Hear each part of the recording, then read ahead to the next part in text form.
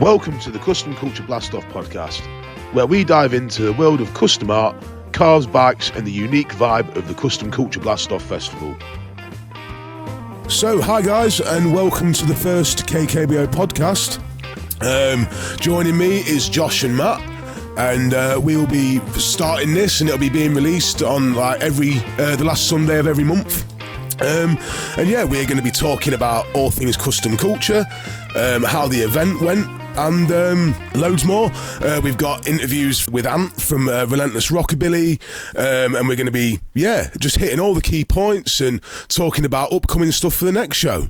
Yeah, that's it, innit? I think, obviously, what we've kind of all spoke about is the idea of taking something that's old school and giving it a bit of a modern twist where people around the world can access what you guys are doing, like what Matt's doing with the paint side and the panel jam.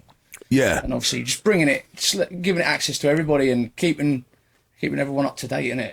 Yeah, I guess it's kind of like, this sort of stuff's like big in the American scene, but it's like, it's a culture that unfortunately, it kind of, it dies with people, you know what I mean? And it's hard to get it passed along. So getting it to sort of a newer audience and sort of younger people, all it's going to do is just keep the culture alive. Don't you think, dude? Yeah. It's, from my point of view with the pinstriping and sign writing, a lot of people say it's a dying art. It's not. But we need to get it out there. We need to get young people into it. It's like something I saw at the last Kustom Kulture. Kids like to draw, and it's getting them into this kind of thing that we had so many young kids wanting to come up and have a go. So it's not a dying art, but we need to tell people about it. We need to get people involved, and this is the ideal way because, let's be honest, everything's online. So it gets us on there as well. Well, that's it. It was like earlier when you were saying about that girl that uses Polska pens. I mean, it's not just also letting the youngsters know that it's still there. It's also kind of like showing some of the older lads that drop your guard a little bit, like welcoming the Polska pens, because of course it's never going to be a pinstriping brush. 100% that's an art form on its own, but it's also about letting the older lads know that look, it's okay to use a Polska pen. Yeah, there's different ways of doing stuff. I mean? Yeah, there's absolutely different ways of doing stuff. I mean, you'll get your traditionalists that will only use a striping brush. But that said, I mean, a lot of people who pinstripe don't necessarily use a sword liner or a dagger or a brush. I do, but some people don't. And the results, they're different, but they're no less worthy. Yeah. I guess that's the key to artwork, and that's the key to sort of independence, is your own personal spin. Exactly. And it's you'll be able to achieve different things by using different mediums, won't you? Do you know what I mean? It's TIG and MIG aren't the same welding, but you know what I mean? They both offer you different pros and cons. You know what I mean? It's a constant, and I guess it's finding your individual way of doing it is the key to individuality, isn't it, really? It's about expressing yourself, and if that's with a pen, a sword liner, a brush, a pencil, it doesn't matter. It's expressing yourself, getting a part of you onto whatever your canvas might be, a piece of paper, some clothing, a car, a truck, a bike. It doesn't matter. That's what it is. It's when it all comes down to it, it's self-expression. Yeah. Do you see people's artwork and think, man, you'd make a good striper if you gave it a chance? Oh yeah, you can tell it's like the crossover is like tattooing is the crossover, because that steady hand is there and that permanency, even more so with tattooing. But it's you can always tell. I've always said I can't remember a time I haven't drawn, and so I think I've got somewhat of an advantage with hand-eye coordination because it's just practice. I've been drawing probably since, well, like I say, probably year and a half, 2 years old, something like that. I've always picked up a pencil, picked up a pen, whatever. So you can always tell when people can do anything well. The skills are transferable. They always are. So when did you first discover, because obviously you've been to Kustom Kulture before, obviously before Jake took it on, when did you first discover, because obviously to you guys it's really important paying respect to where it originated from, and and that's what I think massively in life in general, it's balance is massively important. The fact that you guys know where it's come from, know the history of the culture, and then bringing it forward. So when did you first discover the Kustom Kulture? With me, from the painting and pinstriping point of view, I've always been, I hesitate to use the word alternative because I think it's been beaten to death. But there's always kind of that almost kind of left field, like slightly off centre. So I've always been into kind of the look and the cars and stuff like that. The actual painting, the pinstriping side of it, it was weirdly enough the kind of late 90s, early 2000 like car and bike building shows. You know, the whole kind of we're going to lose the shop, all that kind of thing. It was them, and it was seeing these kind of real cool old fellas just come in. Not so steady on the feet, but then they get into the zone, pull a perfect line. You just watch them and think, "Oh man, I want to try that." I remember seeing a guy on like Pimp My Ride, like walking in like the Penguin, like all like tiny little dude with a giant cigar in his mouth, and he ended up like putting he was lead in. Working, and it's I remember. You know that dude. His name like, escapes me. Yeah, boy, it's famous, wasn't he, in the hot rod scene? But I mean, like, you know, it was like just that lead's like absolutely obliterated him. Do you know what I mean? But there he is, like big chunky cigar in his mouth, like going at it, and it's like, man, you know, you never see that.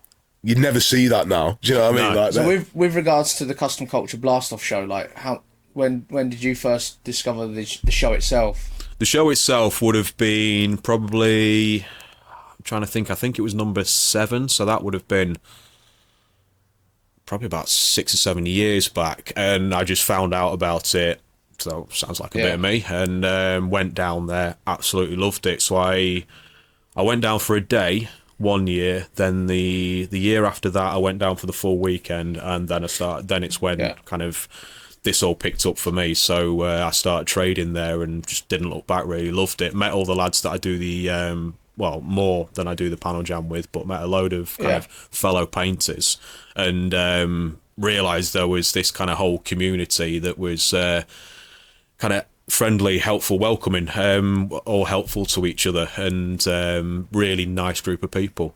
So never looked back after that, really.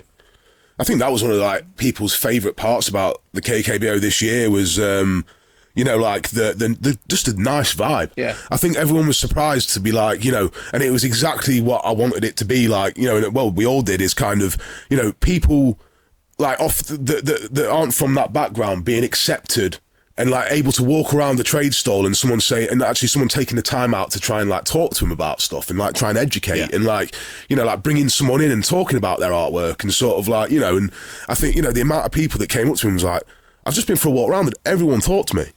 You know what I mean? And like they were so surprised that like just people were actually taking the time out, because it's such a rarity nowadays, isn't it? In the fast world we live in.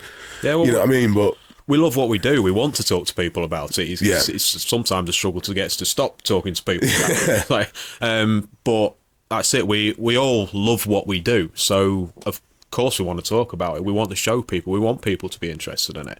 It's like anything, like even the building cars. I mean, there's a reason why 99% of the people that have beautiful cars on that show field, if a kid says, "Can I sit in it?" they'll go, "Yeah, of course you can." Yeah. They want to share it with people. Yeah, definitely. I mean, that's one of the whole points of having a custom vehicle, isn't it? Is it's always nice when you're riding your bike and the little kid turns around and goes, "Oh my God, like look at that!" You know what I mean? You give him a little rev or whatever, and it's like that's the next generation, because it's like. I remember like being like, sat in a traffic jam and like a biker pulled up next to us and I was like looking out the window and he was like, "Go on," like, and I like ran out the window and revved his bike and I was like, one day, that's it. I'm going to own one of them. You know what I mean? And it was like, just implants it in your mind, doesn't it? You know what I mean? So I know, like, obviously, where did the whole, you wanting to take on the Kustom Kulture podcast, like the Kustom Kulture, where was honestly, that? So, I mean, we clean up at the showground, Lincolnshire Showground. We've had the cleaning contract there for years, because we part run a cleaning business with my dad and that. And I was squeegeeing shitty water out of a toilet block, and I was thinking to myself, I wonder what happened to the Kustom Kulture, because I used to love that, because we used to do the cleaning for it and stuff, but we'd get to go around it and stuff as well. And I literally it was as simple as me just dropping a message, and then before I knew it, it was like happening. Now here you are. You know what I mean? Like, I'm quite like that.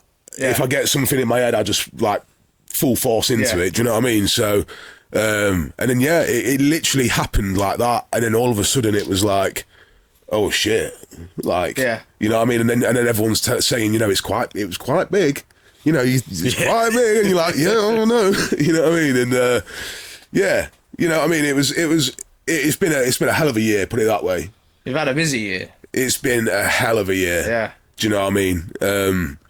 you know. But it's like, you know, the satisfaction you get from like people's like, you know, like we know it wasn't like you know, like super tight show, you know what I mean? There was areas to fix, but for a first one, I mean, it's like, I think the thing to pin down first is a good atmosphere.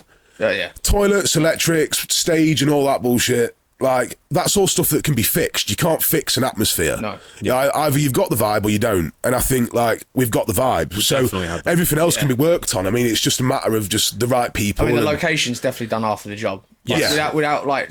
Oh no, definitely. What you guys have put together, the location like helped where you did have a couple of technical issues, because I don't think anyone really cared. That place has got a bit of magic about it, doesn't it? Yeah. Well, it's a lot of people said, a lot of the old kind of guard that used to go to Kustom Kulture when it used to be at this, I think it was a little caravan site at Spalding. I never went to it then. Said it felt like that, and a lot of people wanted it to always feel like that. So we've almost kind of took it back to that point where everyone really, really loved it. Because I think there was the thinking that as good as the show was at Lincoln Showground, that perhaps it was a bit too much space to fill. Yeah. And what we've done is we've kind of scaled it back so much, because it's as good, but it's in less space, so it doesn't feel like, it feels like a nice kind of grassroots show. Yeah, definitely. I mean, you know, and it's like we managed to recapture that, but also with the we've got available space to actually grow into, so we can still grow organically, like naturally, like not like you say, like shoving it into a massive area, like let's fill it, like taking any random whatever that kind of doesn't fit what the show's about. So what did you think to it then, dude? I thought it was incredible. Like, I think obviously like being invited up to, when I first met Matt at the Backwards Barn Jam that you run, like you said, the ground just does, especially in the day and age we're living in. Like, I think people are looking for real shit again.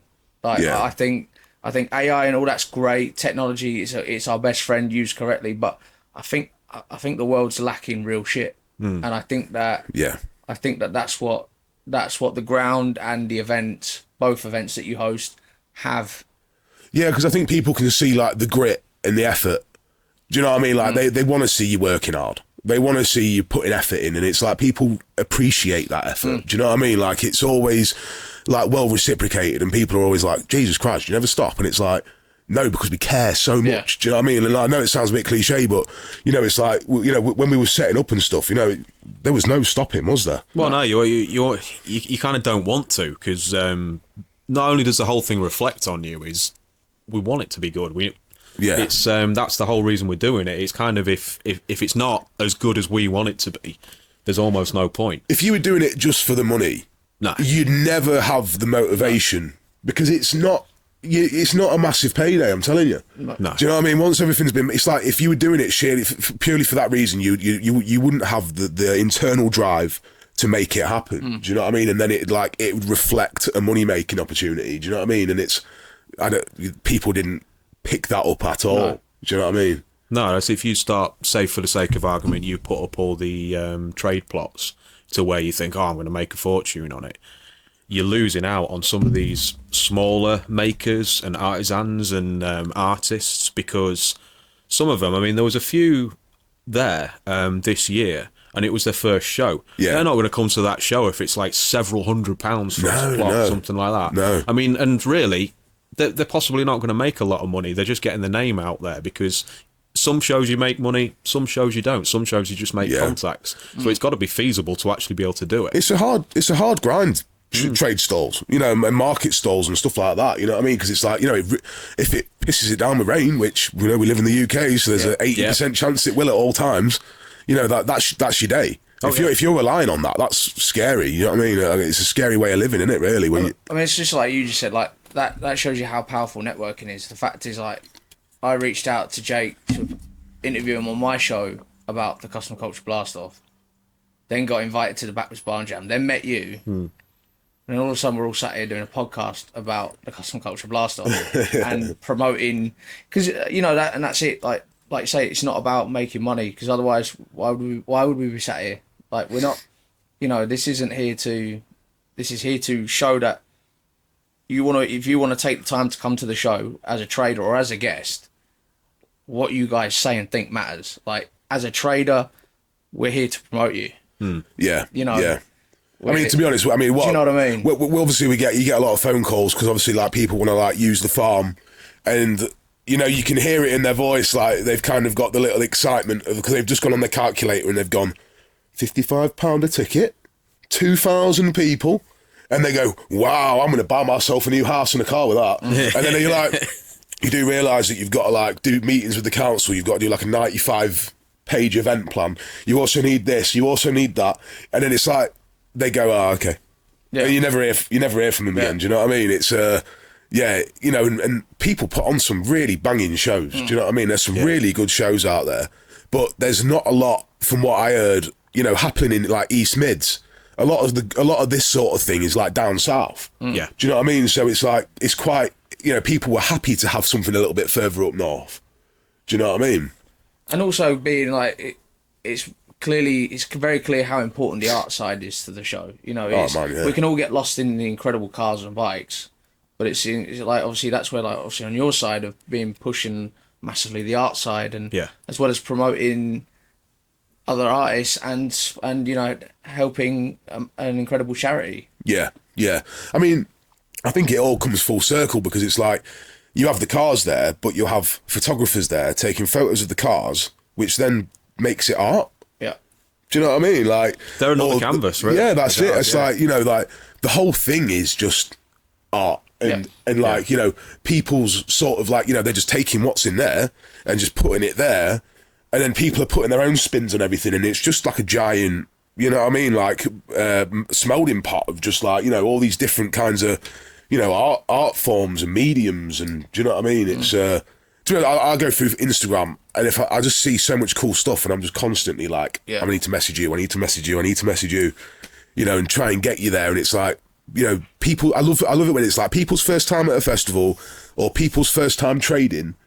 And like, you know, because you see the excitement and you see people like, they'll walk up to their stall and they'll be like, you know, and it's like, you can see it in their head, they're going, shit, someone actually wants to buy my artwork. Oh, yeah. I've just sat there, created something, and someone wants to pay me money for that. You know what I mean? It's like you see that kind of like spark go, okay, I could do this. You know what I mean? And it's like, or, you know, people's first time at a festival when they get to come to Slate's Farm and it's such a relaxed environment. And you know for a fact they go home and they're looking at festivals to go to and stuff like that. You know, you're giving them the bug, aren't you?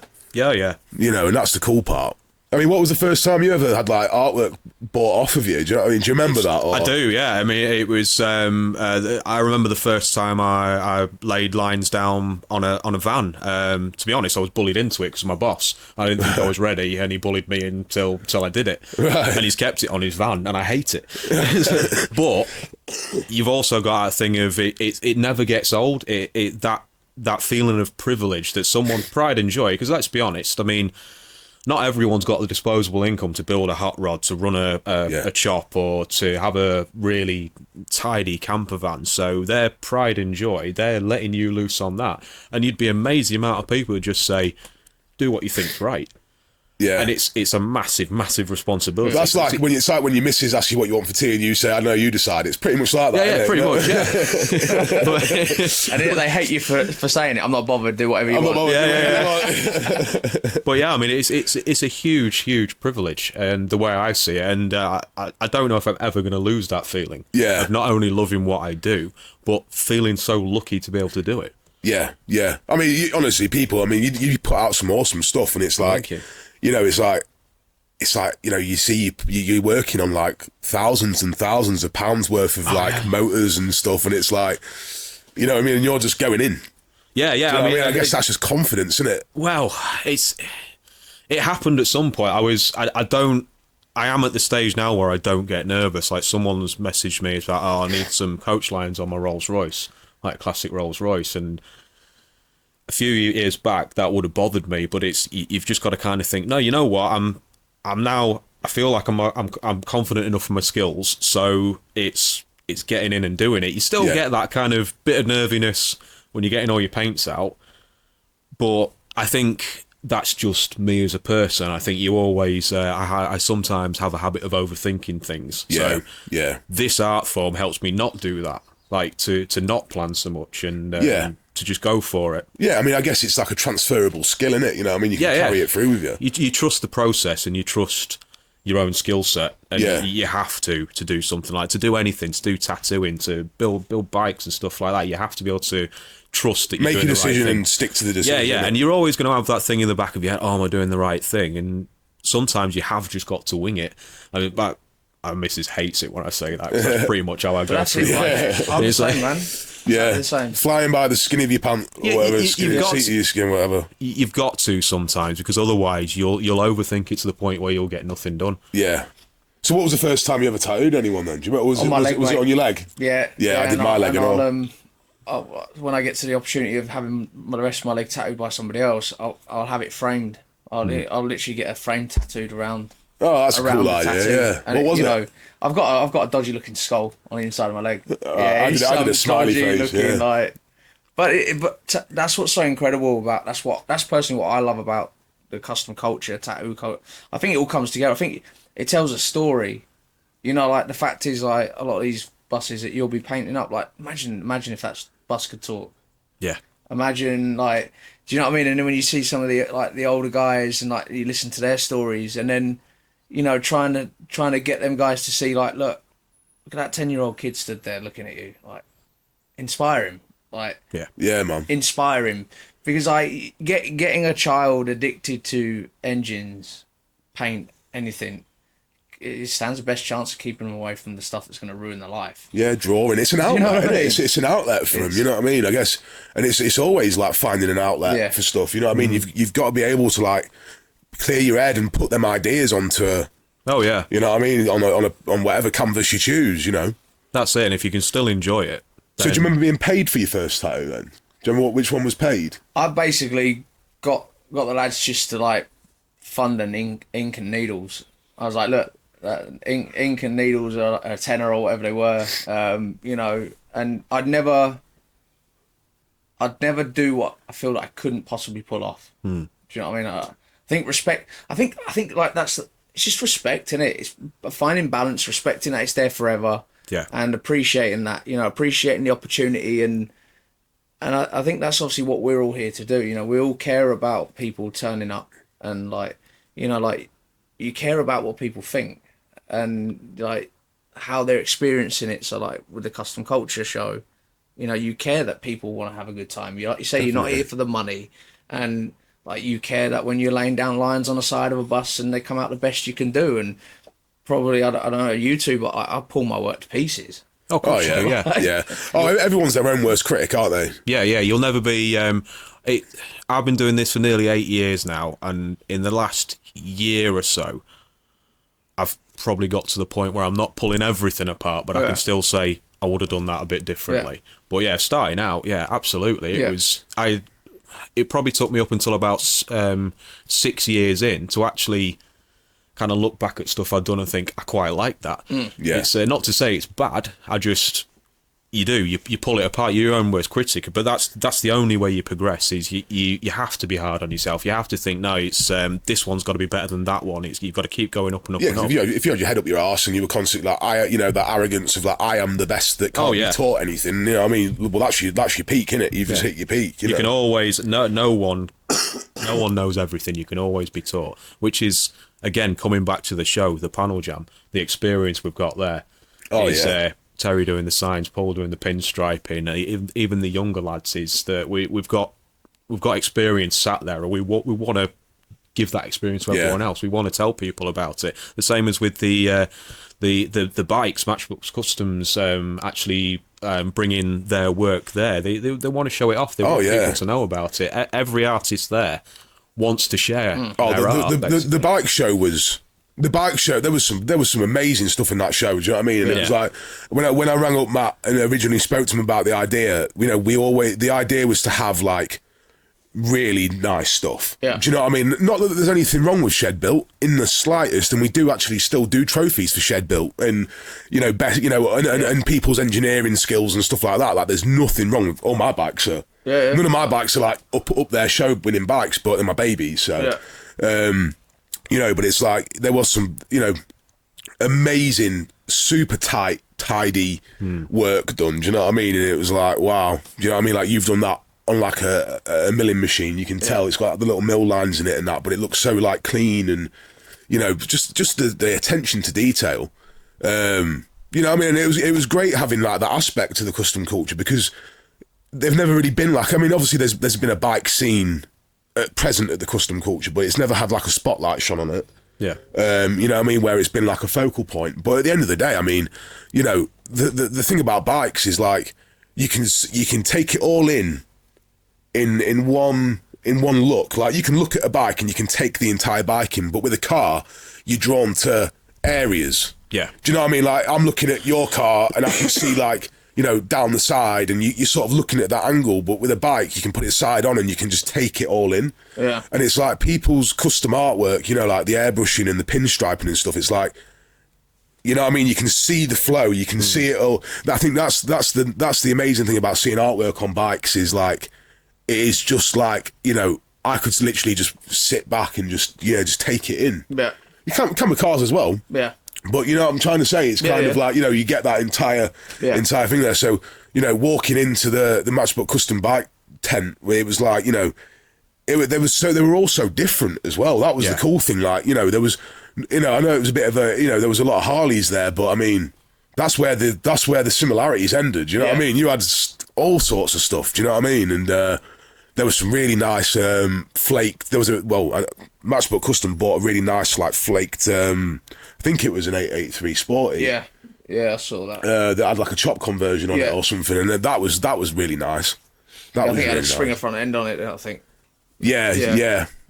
No, they you know, it was awesome having them involved. It was awesome, and they really like, you know, went out of the way for it. You know what I mean? It was cool. Well, that's it, and it's like obviously where you guys have like where you've taken the Kustom Kulture and you've like analysed like what did it for you in the beginning and paid homage to that, paid respect to that, and it's, you know, it's like you know that it has the opportunity to move forward, hence with the podcast and giving back to, you know, the people that were involved. And like obviously we're doing an episode once a month, so like people that have massively got involved at having the opportunity to have their moment, whether it be that they're interviewed or whether it be that we take the time to like sit down and analyse their work on social media. Not so much analyse, but we take the time to actually go, oh, do you remember that they built? Yeah. And oh, that bit that they did, that was really cool, you know, because in the day they're putting in a lot of work and they deserve the limelight, you know, which is...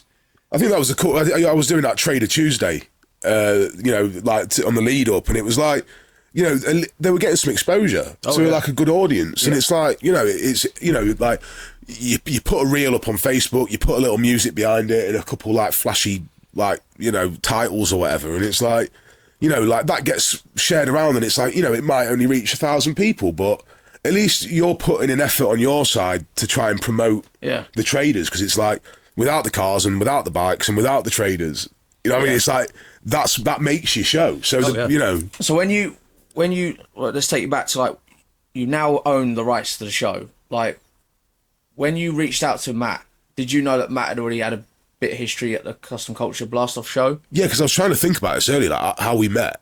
I don't actually remember.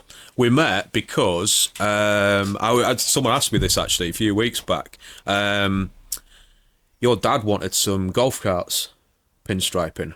Yeah, bloody hell, yeah. And I mean, that was 5 years back, maybe. It was a long time back, I'm sure it was. Yeah. And I think it was just you'd seen my work and you'd contacted me. We'd talked about it. At the time, I don't think we could pin down either what we wanted to do or the budget, but and then I think you just got in contact with me again because I must have been in your contacts about Backwoods Barn Jam for the first one. Yeah. And we just got on from there, really. So, yeah, and then I think the last the Backwoods Barn Jam before, you'd spoken a bit about being interested in Kustom Kulture. And then it kind of felt like I got a message out of the blue. Oh, yeah, we've got it. Wow. Are you in? Absolutely. I'll throw it at you like I got it thrown at me. Do you know what I mean? Yeah. I mean, as I've said before, I didn't even need to hesitate. I didn't even hesitate. It was absolutely, I'm in. Didn't think about any of the logistics of it. I'm in. I want to. I'm interested, because it's a show that means a lot to me. It's a scene that means a lot to me. And I think I didn't think much about it either. That was so. Why did the show mean so much to you? Because it's unique. It's I'm certain it's the only one of its kind in the UK.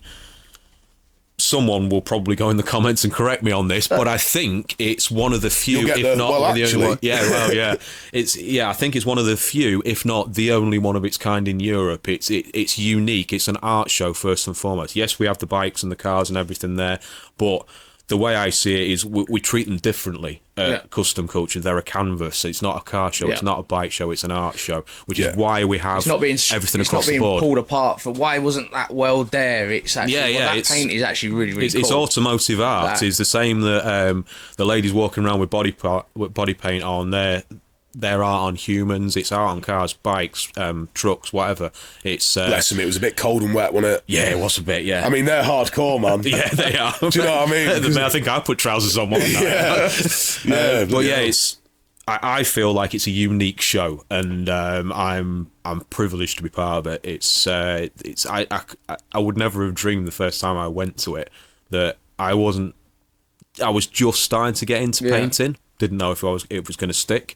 But I couldn't have dreamed that I would be like part of it now, and a big part of it, and wanting to be more involved. Yeah, it's weird how it works out from a chance meeting of maybe pinstriping a golf cart to just sitting here thinking, God, I think we actually pulled it off. Oh yeah, I was a little bit nervous for that.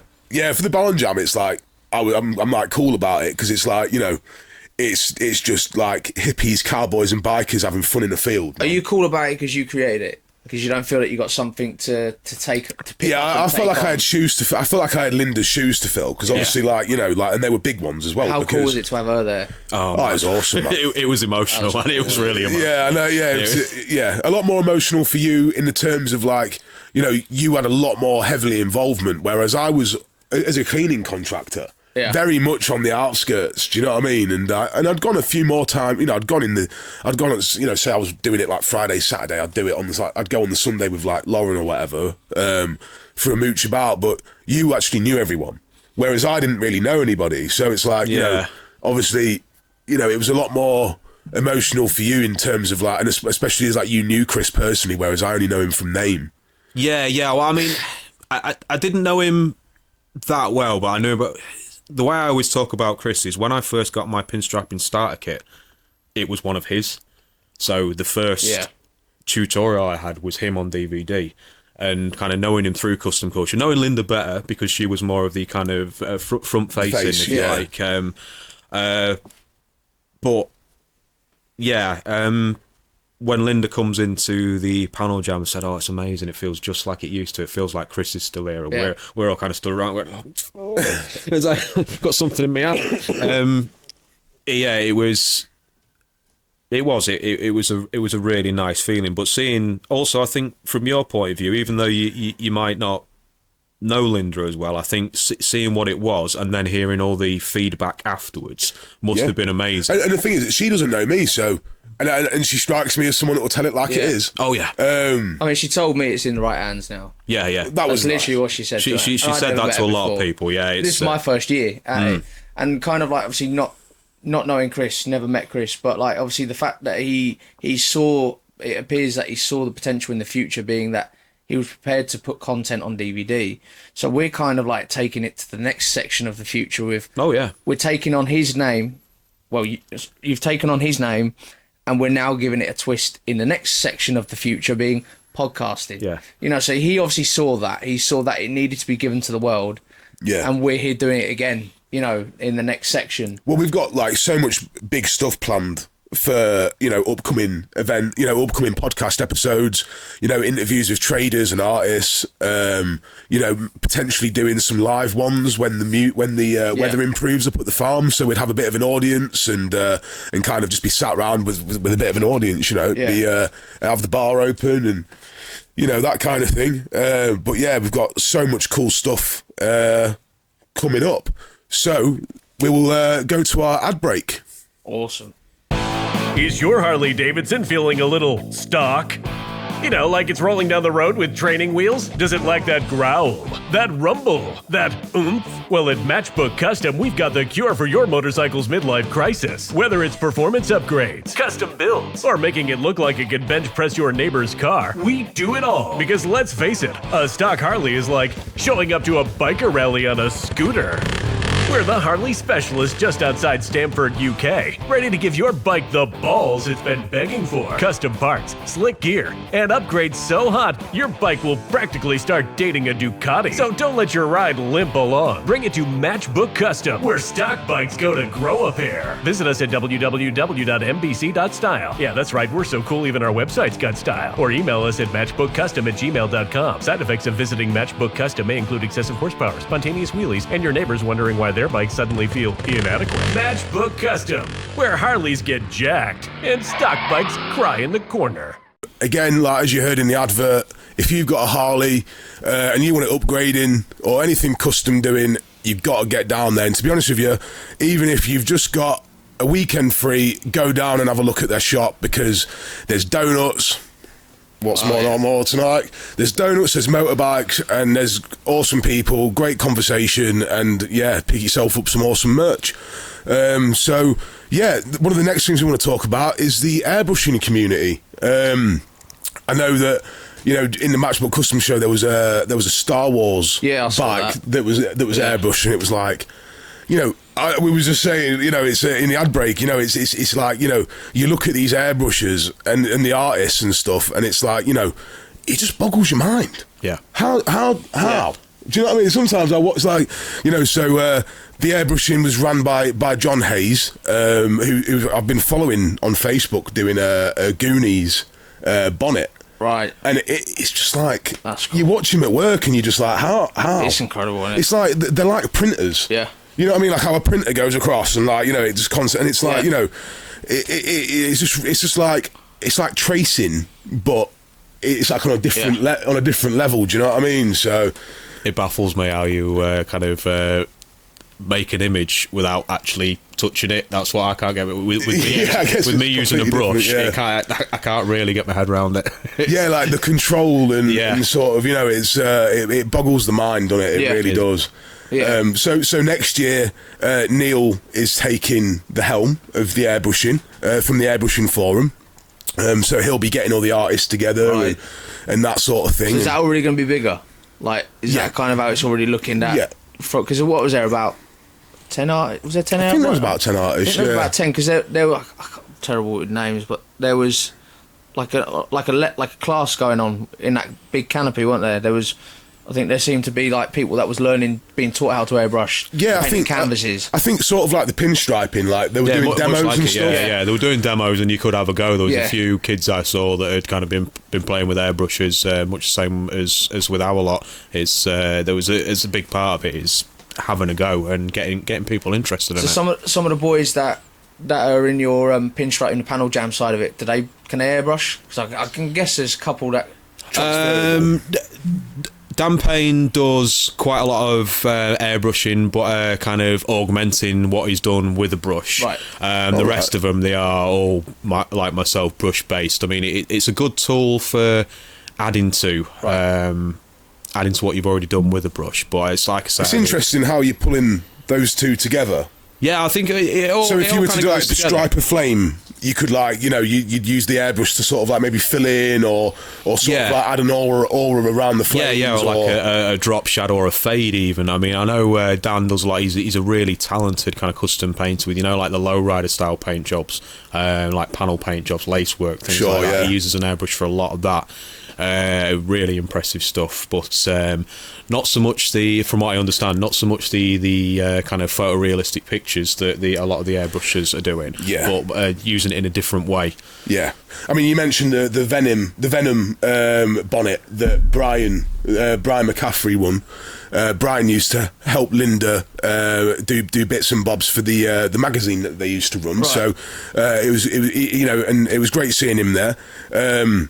And honestly, like, the airbrushes they were just brought it, man. They were on top of their game, and, like, you know, I mean, obviously, like, having it all in different marquees it had its upsides and its downsides, but mainly downsides. And I think the best way of going forward would be to sort of have like a big circus tent, like a big top, where like, you know, all the artists and all the traders are like, you know, together, kind of like how it used to be in the exhibition hall up at the showground. But obviously, like, we don't have giant buildings to play with, so we have to think outside the box, don't we? So you thinking having traders and the artists together, or having two biggish, like, I think at least an artist village and traders if we can't get something big enough, but definitely kind of trying to group everyone together. Right. I mean, I don't see why we can't have outdoor traders as well, but I think there's a lot of people, because then you get into the whole thing of people able to trade that don't have all the outdoor gear. Yeah. So we can be starting to look at, say, oh, well, it's this much for a 6-foot table or something. Definitely. Make it a bit more affordable for some of the smaller artisans. Yeah. But definitely, if at the very least have all the artists in one spot, because it all goes together. It all, like we've just been talking about, it all bleeds into each other. Yeah. So, and it'd be interesting to have all that together, I think. And I think a lot of it was like, you know, it's and a lot of people said this, you know, it's a nice meeting point. A lot of these people don't get to meet up all year because they're all at different shows, different parts of the country, and like, you know, it's like, you know, everyone meets. Yeah. And when people are meeting up, they're sharing ideas, even if they don't even think they are, by just having their artwork there and other people, like, because I guess, you know, it's a form of imitation, isn't it? But it's like, you know, it's a high compliment to sort of take a little something that someone's done and go, I love that, I'm going to try and implement that in my artwork. Yeah. Do you know what I mean? So, you know, I think having everything sort of like amalgamated together, it's just going to build on that awesome vibe that there already is. Yeah. Do you know what I mean? And as well, more room. Yeah. Because it was very tight.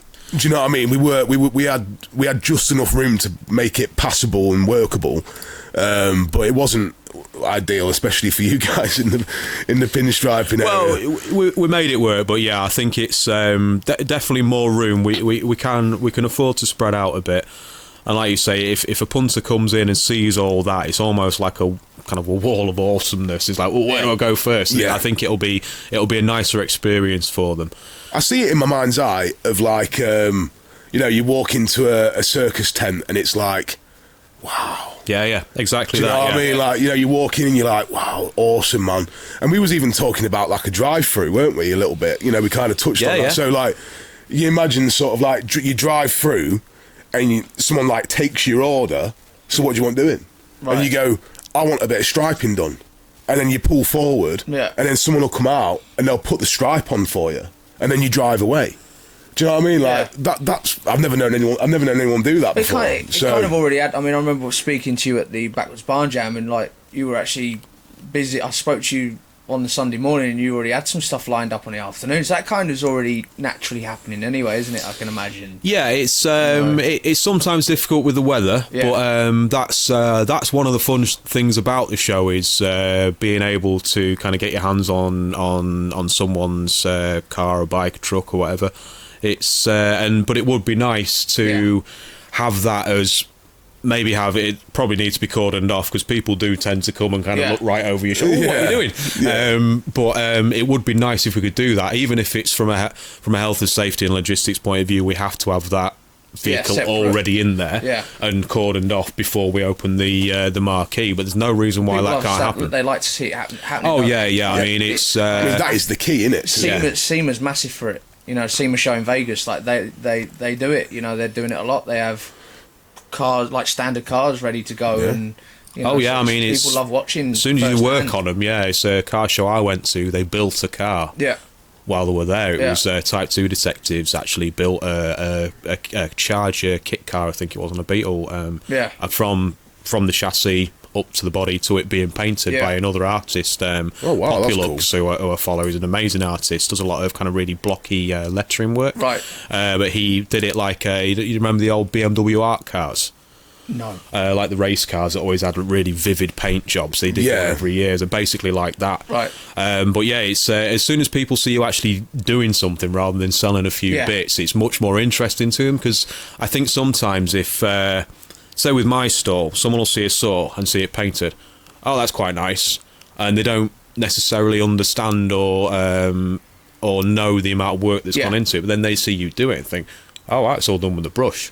Yeah. That was one thing, especially massively at the Backwoods Barn Jam when I first met you. Like, you were flat out painting. Like, oh yeah. I remember seeing you just penciling that crash helmet, and then seeing it. I think Sunday morning, then the guy was coming to collect it in midday or whatever it was.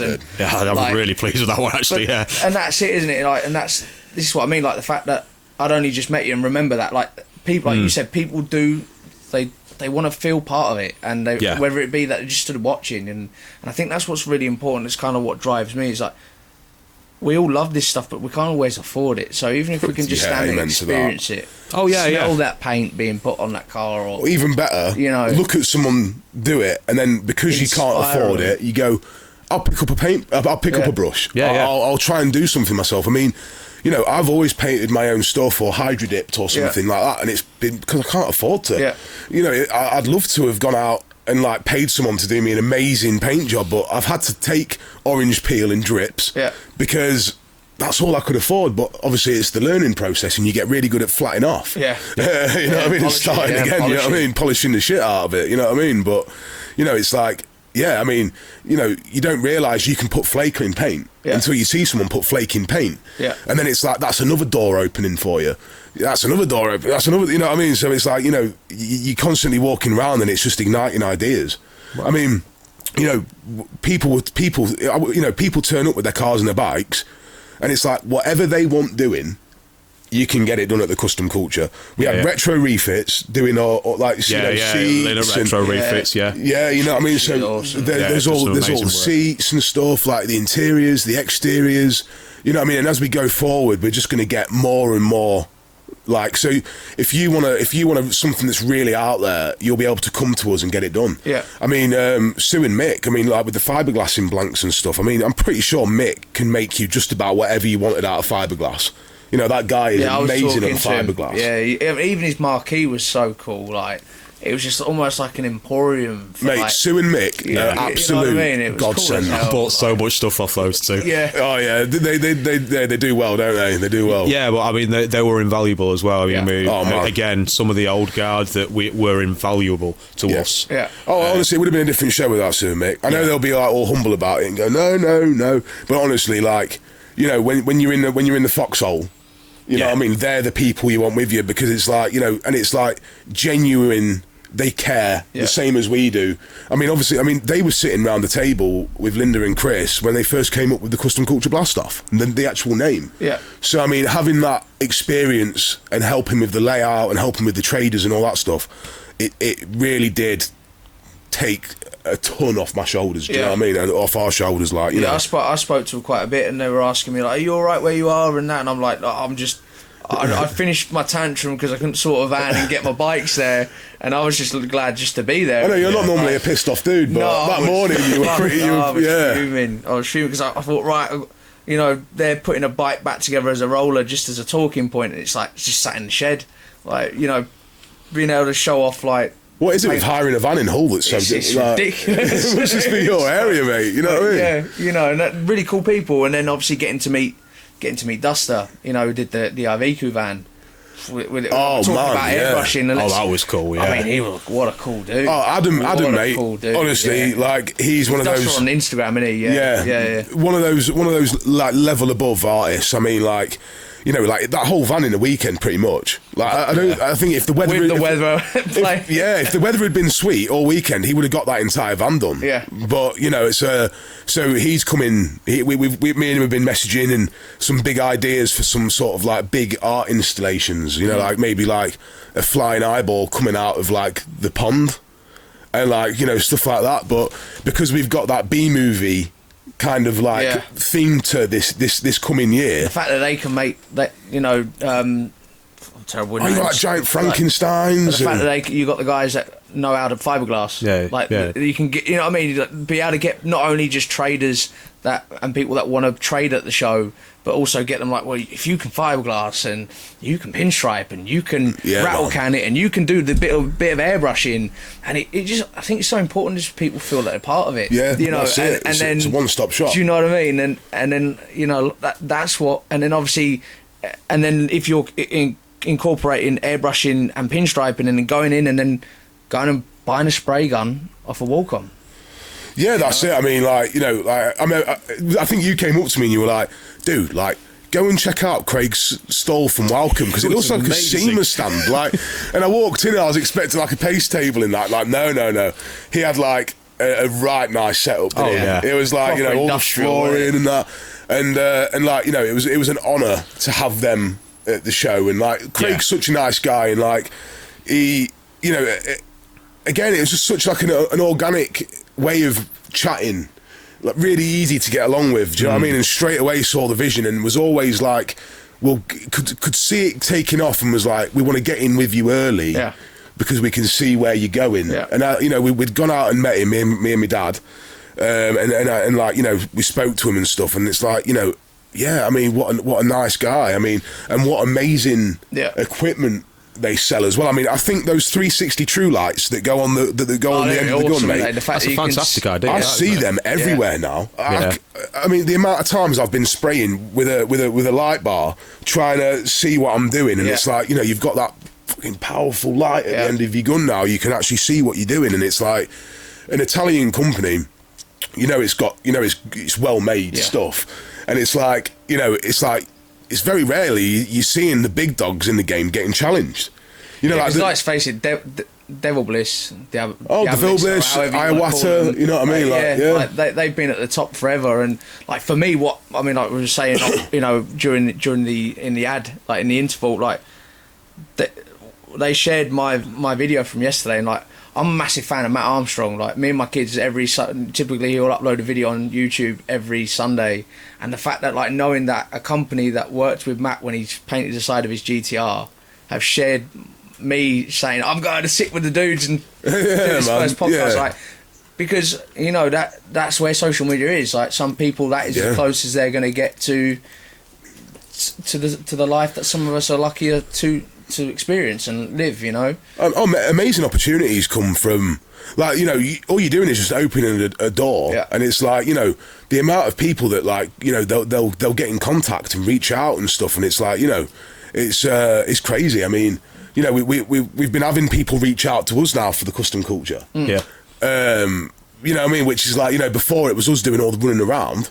you know, like hounding people and, like, you know, begging them to come, you know what I mean, like, you know, because obviously, you know, the last show, I mean, the last show set us on a bad footing to begin with, didn't it? Because obviously, like, you know, we were up against whatever happened with, you know, with the COVID, and, you know, the layout of the show and how it ended up. I mean, we were already on a back footing. So you're meaning from before you took it over, so the last Kustom Kulture show kind of didn't, due to circumstances, basically. A lot happened, and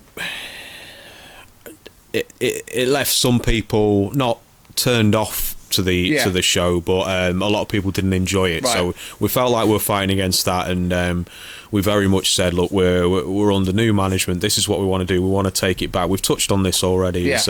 We wanted to take it back to what it was, which was not a massive show, a nice small grassroots art show with a good vibe, which is, this year was all about that, was all about hitting that. Is the one thing I kept constantly saying to everyone, we're going to get it right before we get any bigger.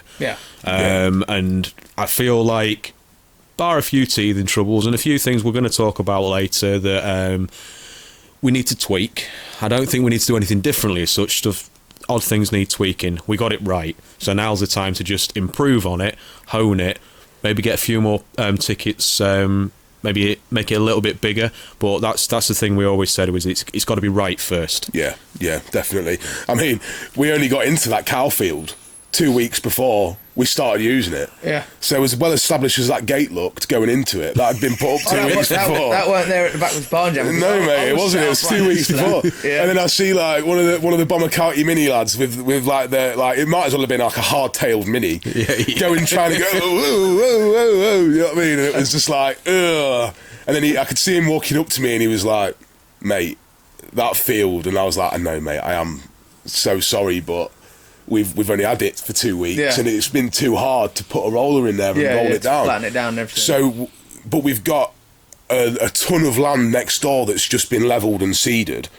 So for next year, we've got like an extra 13 acres. So the car clubs can be... So when you say seeded, sorry for people like me, right. Seeded as in grass seeded? Grass seeded, yeah. Cool, because... Yeah. No, you're right. We're all country boys around here. I'm thinking like just moving the corn out the way. All right, mate. We're all country boys around here, mate. We're just, you know what I mean. Everyone's like, oh, dog leg round here and dog leg here. And I forgot you got you. You're from the south, mate. You're from the concrete jungles. Like some bloody fucking mate. Corn's come through window. No, it's all grass seeded and levelled, and it's like 13, 14 acres, with another entrance as well, which is great because that means we've got 2 entrances and exits now. Yeah. So it's like, you know, the car clubs couldn't camp with their cars and stuff like that, which, you know, some did, some couldn't. We really do appreciate people not getting arsey about that, you know, and helping us sort of like get to this. You know, we do appreciate it, and like, you know, the car clubs that kind of like towed the line and helped us out and stuff, like, it's not forgotten. Like, we do appreciate, that's you what all. This podcast is about. It's about showing. It's not just like, you know, like we've already spoke about loads of times. It's about showing the fact that we all really do care.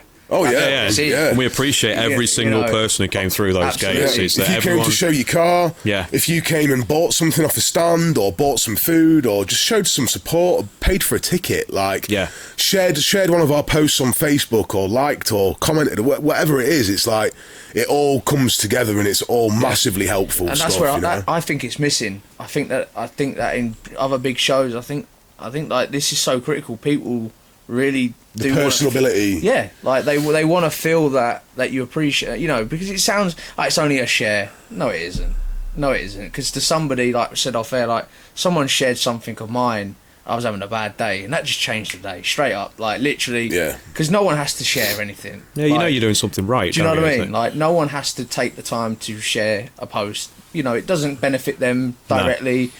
But what it does to the guy that created that post, whether it be a piece of art or, like you said, the event that you know, like we spoke about before on my show, like so many people have an opinion, but don't understand that the red tape, the stress, you know, which you guys now massively are flat out involved in, like, you know, the red tape, I can imagine that's where I'm lucky. I get to sit here and, you know, experience this with you guys, and I'm not pulling my hair out going, oh bloody hell, I've got to make sure that that's signed correctly. And that's what I think's so cool. It's like knowing, like, by people tuning into this and kind of getting an insight into not only taking the time to pay respect to people that have sponsored the show, like Walcom and like Matchbooks, and like showing respect, like listening to like how Matt's got Pinstripers together, and like listening to how is it John who got the airbrush artists together, and like, you know, like first of all we're saying thank you, second of all we're showing that like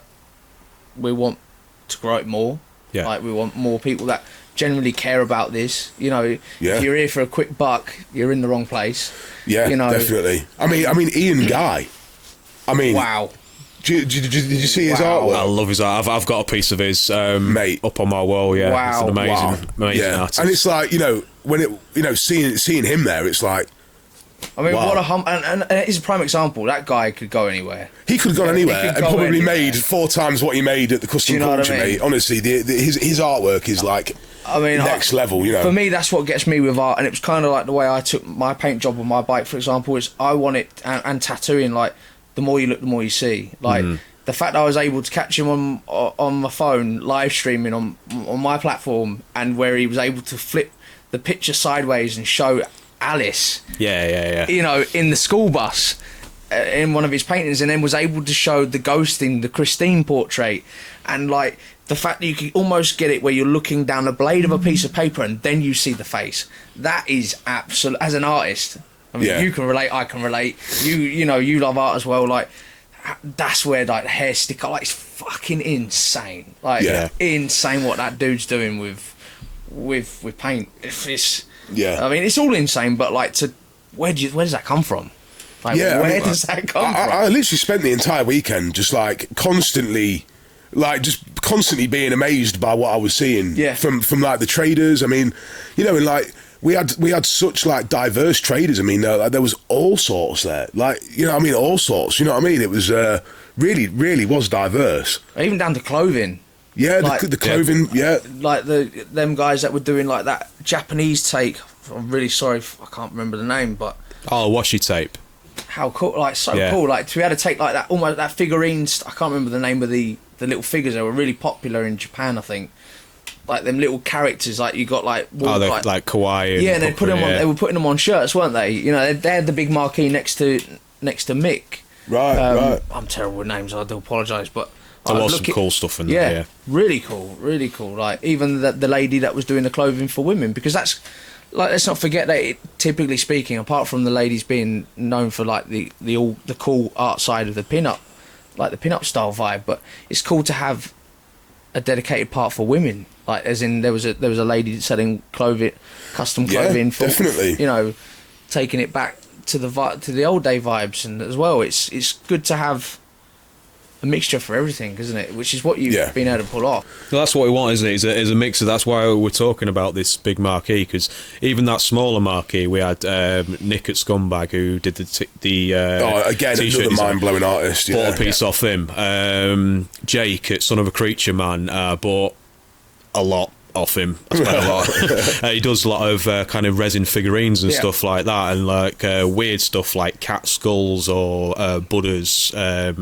Or little Doctor Dooms. I mean, just all random stuff, and does paintings as well. Renegade Painter, like really kind of quite big scale stuff. I was after that Panther head, but I think he sold it. That was awesome. That was. But yeah, so to say. We are going to miss people. Obviously, we're going to miss people. Oh yeah, it's not a list. Yeah, it's not a list of the traders, unfortunately, because none of us are that. Well, and without Sue here, we're just like walking around aimless. You know what I mean? Like, you know. Yeah.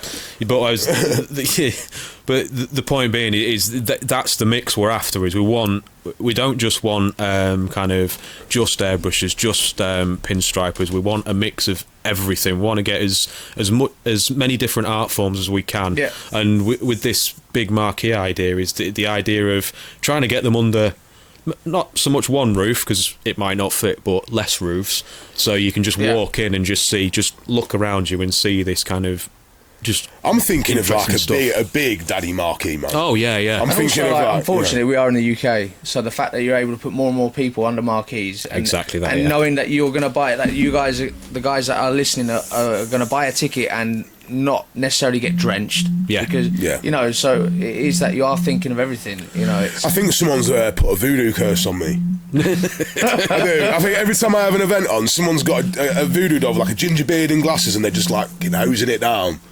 Yeah, you know what I mean? It's like Backwards Barnjam was an experience. I feel like Bruce Almighty, like smite me, Almighty, smite. You know what I mean? Like, why are you doing it again? And like, what's crazy is like we've already been filming for ages, and we haven't even touched on the tattoo, you know, the tattoo side of it either. Like it's another art form. So much. Yeah. Oh man, I mean, like people that don't even like tattoos will walk around the little tattoo convention we had. I mean, it was a nifty little convention area. Do you know what I mean? Like, I know it was a bit tight packed, but I almost think it added to the atmosphere. And like Steph and Logan, who have Hazard's Emporium.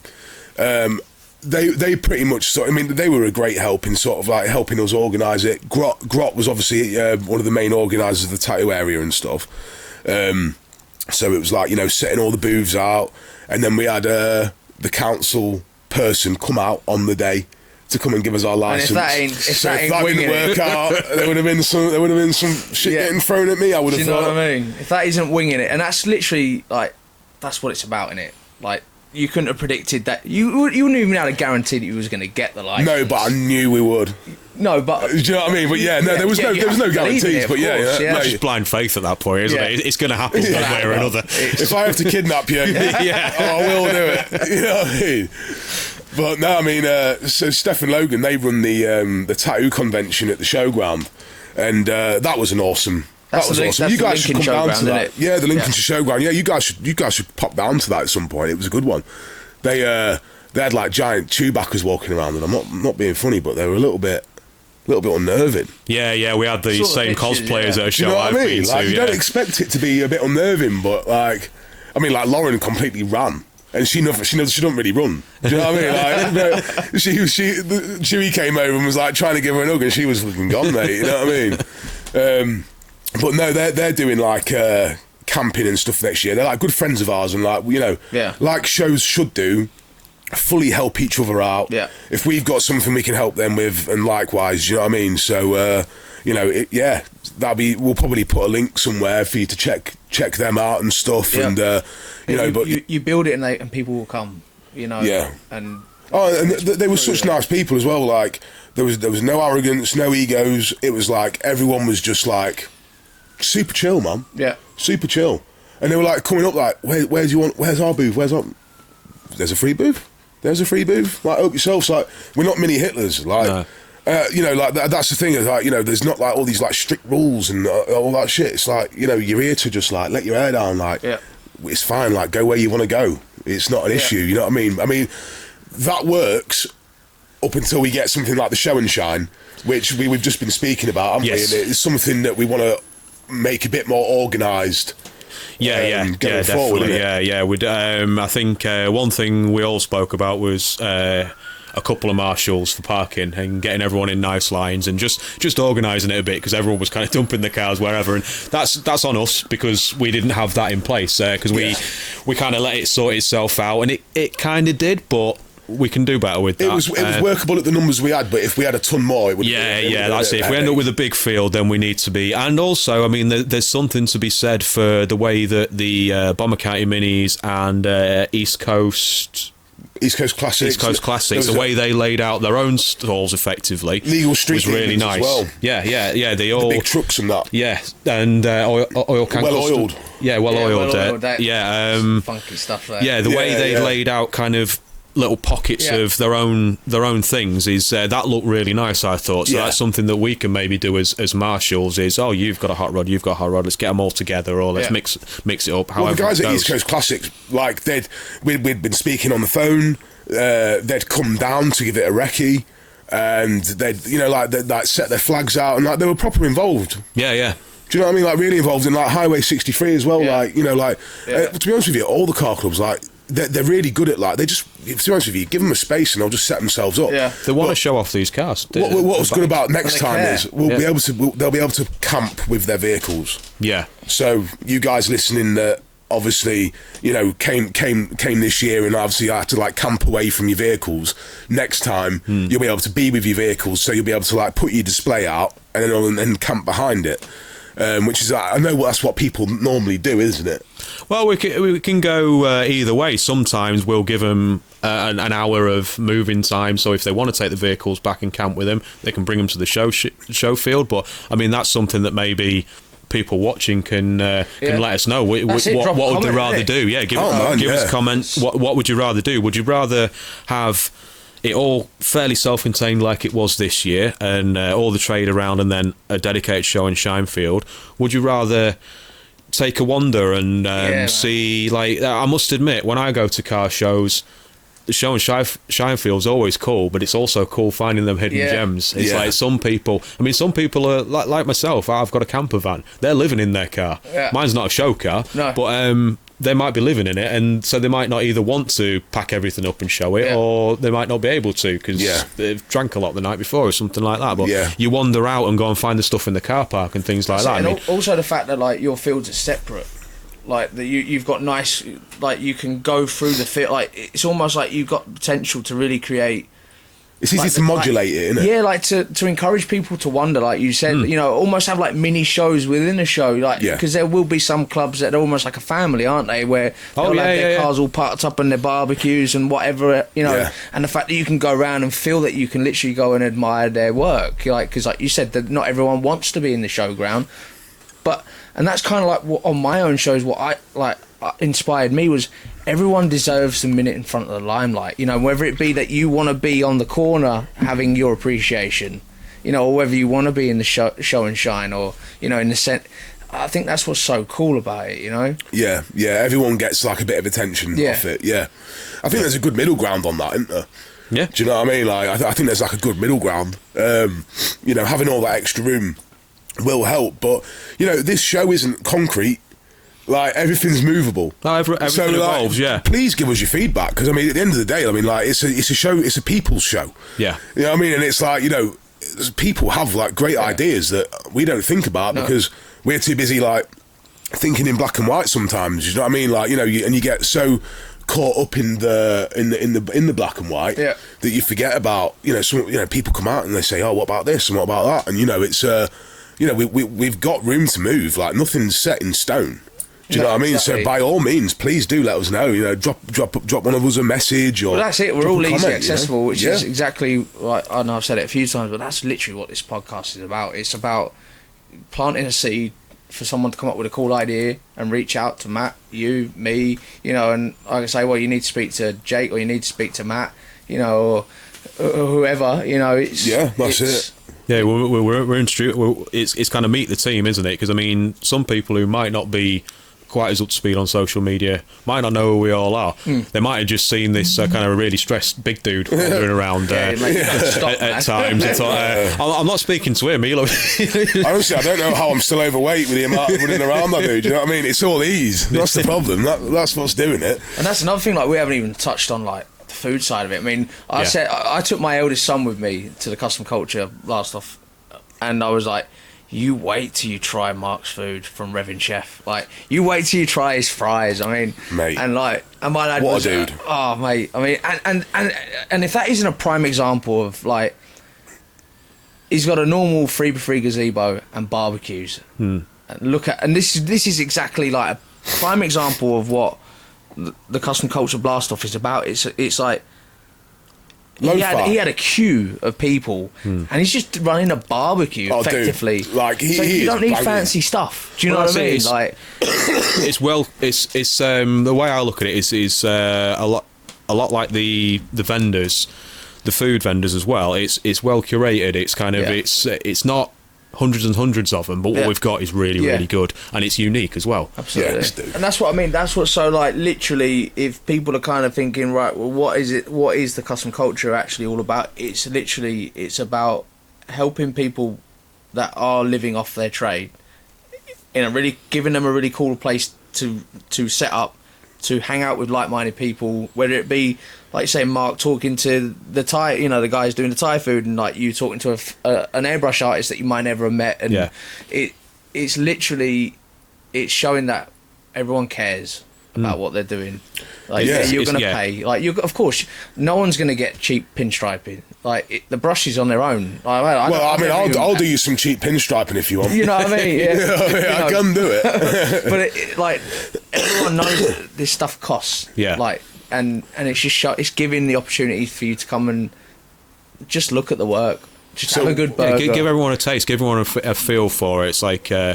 You can the panel jam especially. You can come and see Terry Ball, who's a master sign writer. I mean, he's been doing it longer than I've been alive. Simply. Paul Priestley, same thing with sign writing and pinstriping. Longer than I've been on the planet, these two people have been doing it. You've talking. The experience there is unreal, and then they're not coming there to make a quick buck. They want. They're giving stuff away. They're showing people their skills and that. I mean, we've got the younger ones like me. Apparently, I'm one of the younger ones. But people like me, people like Dan Payne, people like Martin Groves. These we're all at different levels in our journey, but we all want to take people along if we can. We all want to see. We want to show people what we do. If we sell something, fantastic.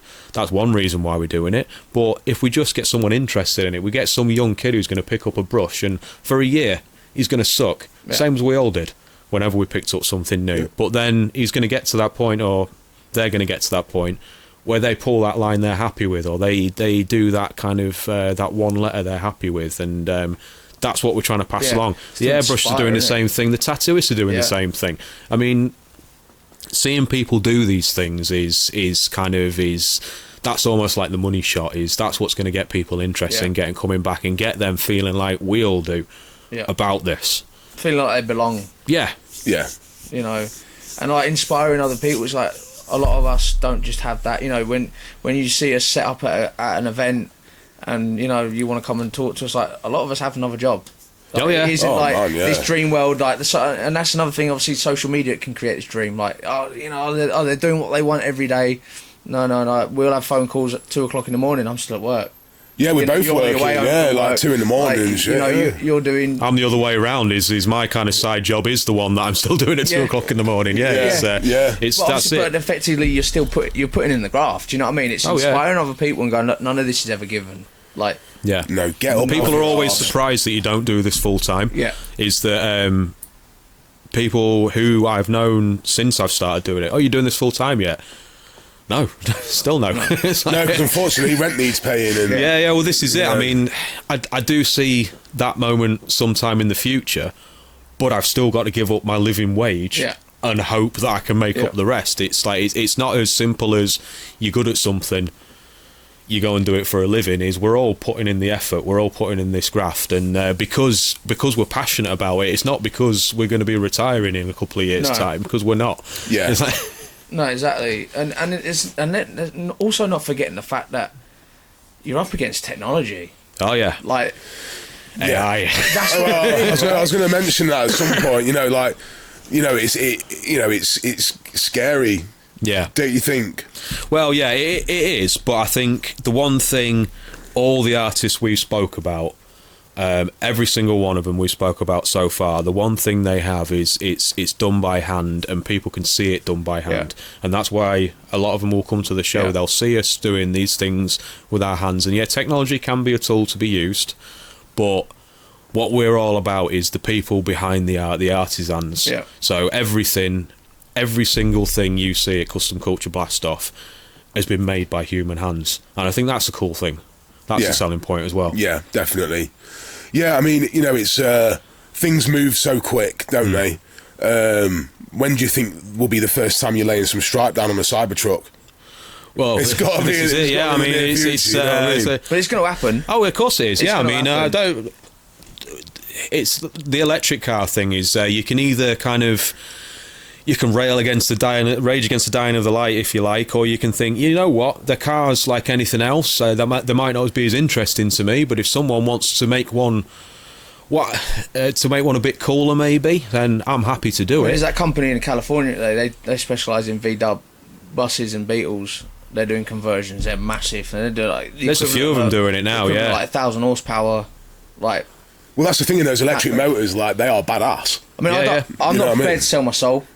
I feel like I'm selling my soul. I'd rather. Do they still make the Harley Livewire? I don't think they do they? Because they were going to bring that electric Harley out, and then it was just like. I think there's a place for it, but I think there's always going to be people who want to get.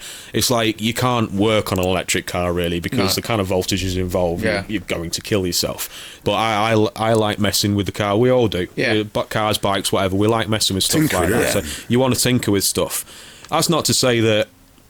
Probably in the next 5 years, I will have an electric or alternative fueled at least daily driver, but it's still going to end up lowered with stupid wheels and painted and stuff like that because we all can't leave it alone. Nothing's stock. It's like so it's a different way of doing things, and it'll take a bit longer to catch on. I think it might never fully catch on in our world, but people will be messing with them. But at the end of the day, also, like if you are listening and you do have a slammed electric vehicle and you please let us bring know. it like honestly, like no doubt that Matt will want to pinstripe it. And what were you talking about the other day? It was that you were on about a Tesla motor being dropped into something, or I mean, you see it as a place. I know one of the lads who works there called Motor Bureau in or is it Bridgenorth and Brighouse? Sorry, I always get those two mixed up.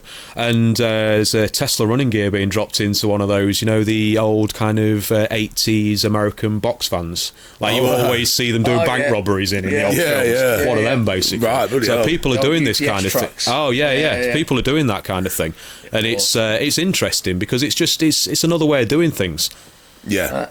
And that's it. Like literally, if you have got one, we'll bring it to the show. Like we all want to see it. We all want to see what you've done. Like, did you see that Beetle they've been cutting off? Oh, awesome! Yeah, I saw that. Mate, that was tripping everyone out. Yeah, and that was electric, and no one cared. Do you know what I mean? If you've got something interesting, bring it along. We're not.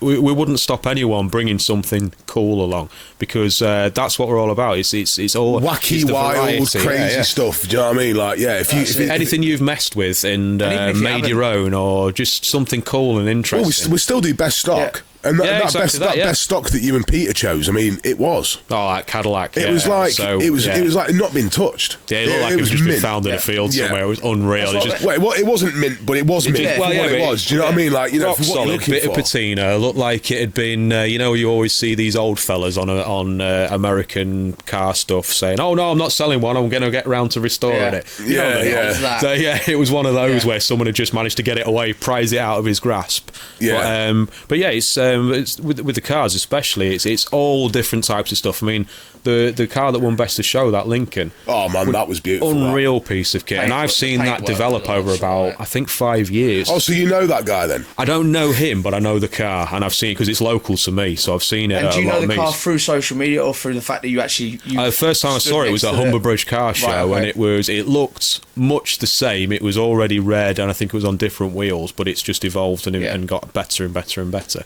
And it was. I mean, he mopped up. Yeah, well, I mean, it was me and Pete Seneca who were doing the show and shine for at least the cars and trucks and that, and we kept coming back to it, and because guys go, best paint, that paint's amazing, best custom, and then we got to Best of Show. I went, you know what, we've already given 2 awards to one car. I mean, it's obvious what it is. We're walking around trying to find something else, and it's obvious what it is. It's, I mean, granted, I tend to make kind of split second decisions on stuff like that. I'll see something and think, yeah, that one, that's amazing. But it's good to have someone to bounce off. But we were in total agreement about that car. Yeah. I mean, it was so beautiful, and like the lines on it and stuff. And then I actually videoed it coming through the gate. It was like one of the only videos I took of the entire weekend, and then it ended up winning Best in Show because I just that's that. Just everything was right about it. It was perfect. Yeah.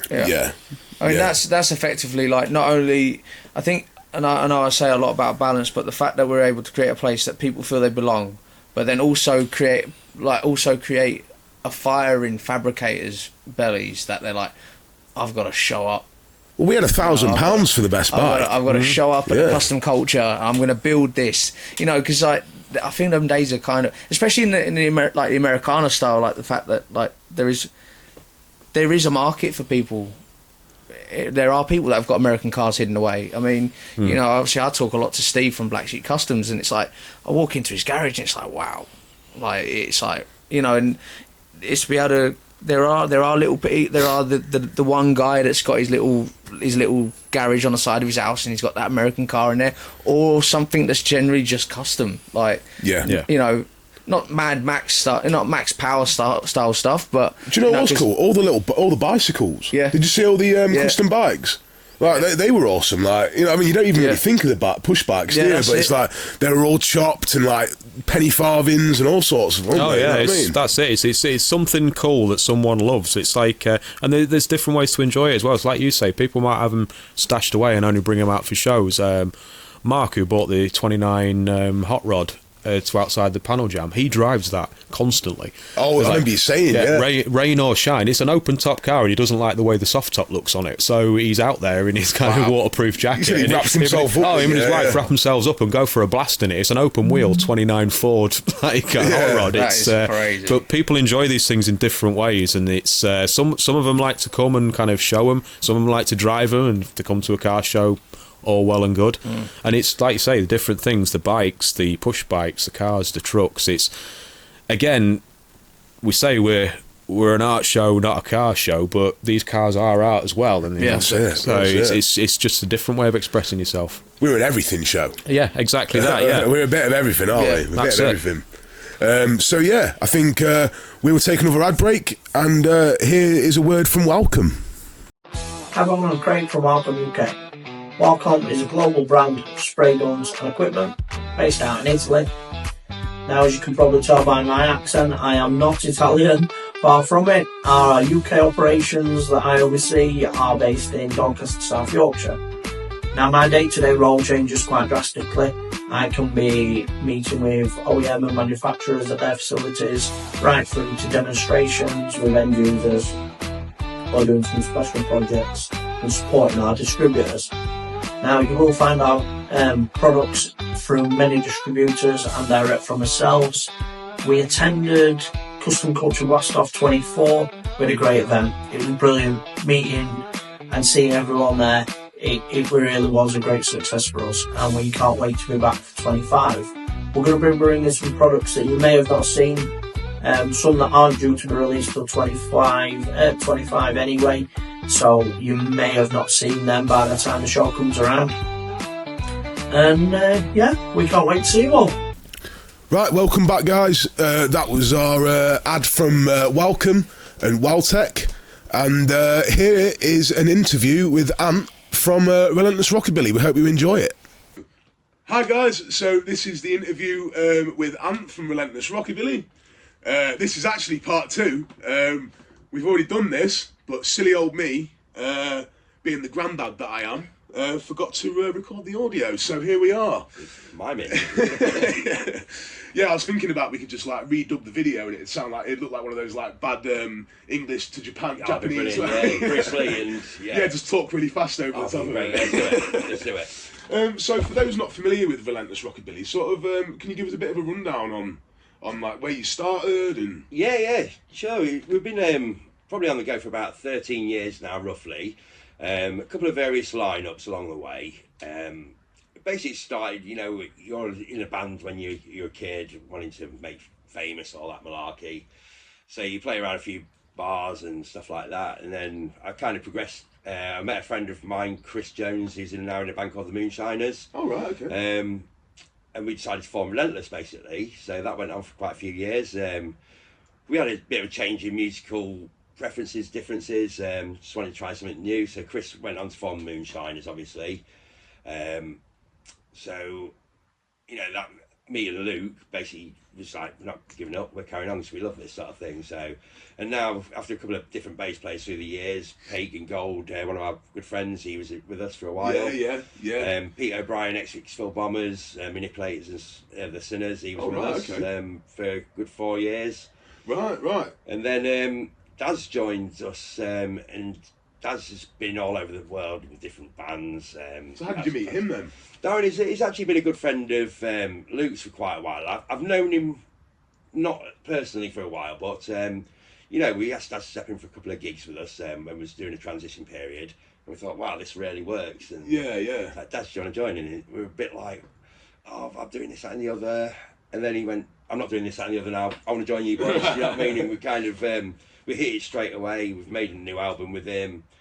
And we all want the same thing going forward. We're all really good friends out of the band as well. So friends first. Definitely. It's always the best way. Most definitely. If you don't enjoy what you're doing with the guys, you're not going to enjoy it. End of. So yeah, I mean, you see a lot of bands that are together because obviously they're very talented artists. Yeah, definitely. But like behind the scenes, it's like they don't gel, and like that's like a big. I mean, that's big problem. one thing we don't struggle with. We have the greatest time. Yeah. Travelling around, weekends away. It's a bit difficult sometimes when we're away from our families and whatnot, but we do have the best time. It's a grind, isn't it? It's working with your best mates, really. So, yeah. But I mean, it's like, I think people think, like they'll start up a band and stuff, and like they'll think it's not easy necessarily, but I think they soon get their eyes open to the fact that getting bookings and like the amount of competition. Oh yeah. So you're having to constantly put yourself ahead of the curve, aren't you, to stay relevant? And like I see you're very good on the social media side of it. Like you're always like popping yourself in there and putting yourself forward for stuff, and it's like it seems to pay off because it does. You reap what you put into it, really. I like to say sometimes we just sit back and the bookings come flying in, but it's not how it works anymore. Yeah. It's plenty of people, I think we've built up a reputation so plenty of people know who we are. So when they see our name flying about, they're thinking, oh yeah, that's in my mind now. So, yeah.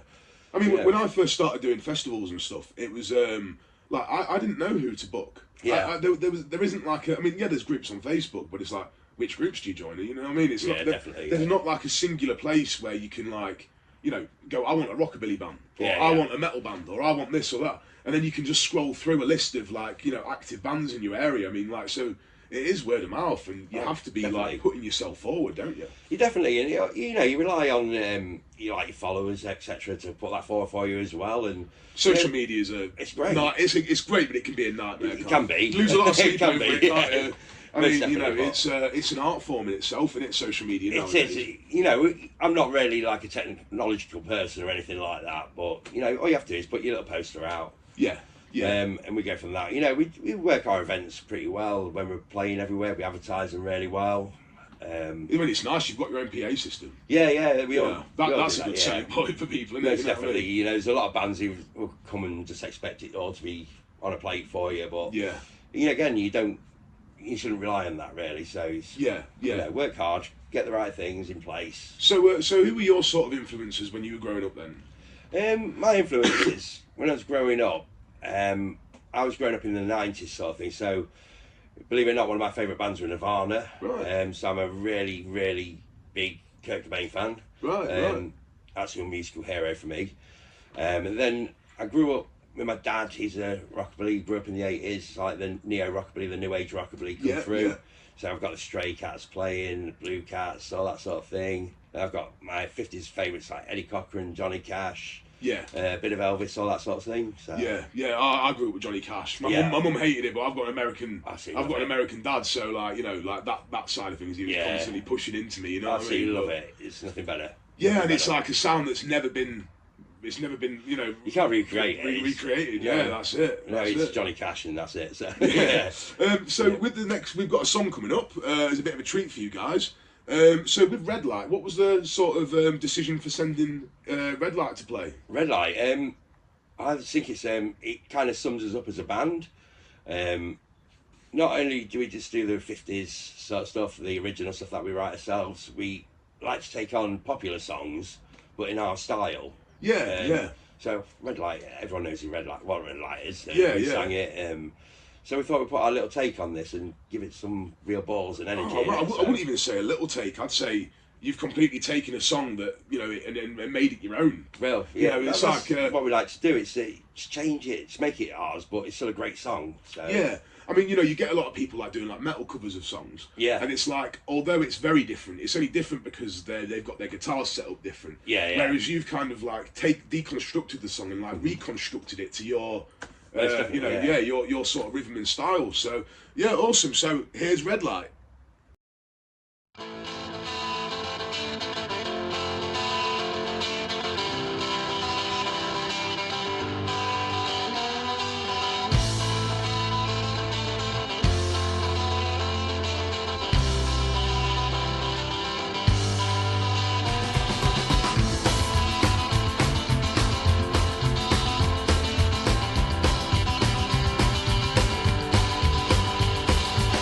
Take my heart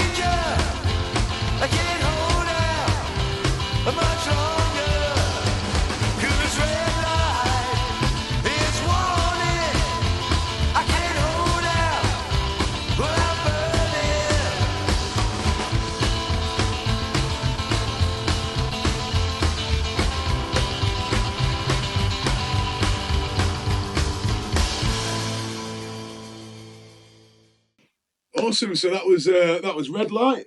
And yeah, like I said, you'll be able to tell from that. I mean, like what we were just talking about, is in like, you know, completely different spin on a classic song. So obviously, you know, rockabilly and the Kustom Kulture, like they've always gone together. Like, you know, they're like, you know, it perfectly fit, don't they? So what do you think it is about that sort of fits together so well? Well, it's a lifestyle more than anything, not just the music, it's the lifestyle. You know, look back into like the 50s, you had the cool cars, the coolest period of cars, bikes, all that sort of stuff. Yeah. The clothes, the trend, everything. And, you know, look at what you're doing at the Kustom Kulture. That's exactly where it merges together. The kick-ass cars, bikes, you know, you're tattooing. Yeah, it just seems the music, to be a good backing track for it, doesn't it? You know what I mean? It's fantastic. So, like, have you guys played the Kustom Kulture before? Yeah, we did it about, I'd say, 8 or 9 years ago. Bloody hell. When it was back in its old location With the showground. It must have been something like that, yeah. Yeah. So, yeah, again, it was fantastic. It was great to be there. You know, great little set of people going around. The spectators just... So did you see photos from last year? I saw a lot of photos, yeah. So what did you kind of think to the land and the setup? I mean, obviously it's very different. To be fair, rather than being in a, how do you put it, a organised way. A bit commercialised? Yeah, too commercialised. I prefer something like this, where it's a proper festival. A bit more grassroots, isn't it? Get your knees dirty, have a few beers, watch some kick-ass bands, and... Yeah, that's it. And then you can like pass out somewhere and, you know, nice comfy grass. That's what we want. Not a hard epic descent. Not police station at the end of it. Yeah, awesome, man. So obviously, you know, you've done a lot of events in 13 years. Obviously, you know, I'm sure you probably put a lot of bands in. You know, you're probably in the hundreds. I'm sure. Oh, easy. Yeah. So what? I know it's hard to narrow it down, but what's sort of one of the most memorable? We play Hemsby Rock and Roll Festival, which is the world's oldest rock and roll weekend in the world. We play that quite a lot. That's always very special for us to do that. You know, since a youngster, I was going to Hemsby quite a lot, wanting to be on that stage. Yeah. And now we've had that opportunity to do that several times now. So. Do you remember the first time you got invited? Yes, it was absolutely nerve-wracking. I was absolutely shitting myself, but... Do you get pretty like before you go on? Do you get still do now, yeah. Yeah? Sometimes. What, bad or...? Not so bad now, but when I was younger, most definitely. How do you deal with it? Is it a bit... Yeah, quite a few whiskies there. I've been sponsored by Jack Daniels, to be fair. Well, this is my courage trolley. Exactly, yeah. Let's bring that with you. It's kind of, you learn to deal with it now, but it's still like, if I didn't have the nerves, what's the point in doing it? Yeah, because I guess the nerves tune into exhilaration, don't they? That's the thrill of it. It's and I bet the relief after you've like just nailed it. Yeah, it's fantastic. And just to see everyone out there enjoying what you're doing, it's great. Yeah. Hemsby's are fantastic, and I think one of the top highlights for me is I think it's 2 years ago we was lucky enough to join Slim Jim Phantom from the Stray Cats. Oh right, on his UK tour. So we did a few shows with him. And so how did that come about then? How do you? It was a bit strange when I was talking to Slim Jim's wife on email, who were looking for venues who fancy booking the Slim Jim Phantom trio, Darren Hyman and Adam Miles.